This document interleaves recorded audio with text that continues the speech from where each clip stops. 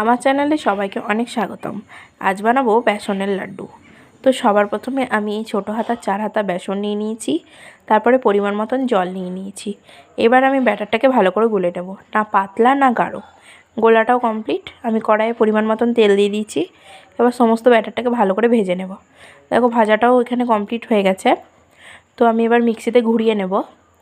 তো এটা একবারই কিন্তু ঘোরাতে হবে, তার বেশি ঘোরালে চলবে না। তো দেখো আমার এটা গুঁড়ো করাও কমপ্লিট হয়ে গেছে।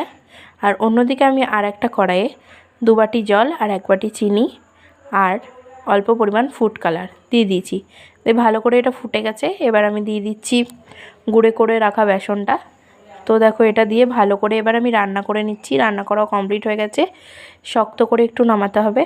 তারপর আমি হাতে অল্প পরিমাণ ঘি নিচ্ছি আর একটা একটা করে লাড্ডু শেপ দিচ্ছি। সব লাড্ডুগুলো আমার কমপ্লিট হয়ে গেছে। আর অল্প ডেকোরেশনের জন্য আমি কেসর আর কিশমিশ দিয়ে দিচ্ছি। তো আমার তৈরি হয়ে গেছে বেসনের লাড্ডু। ভালো লাগলে অবশ্যই লাইক, কমেন্ট, শেয়ার আর সাবস্ক্রাইব করতে ভুলবে না।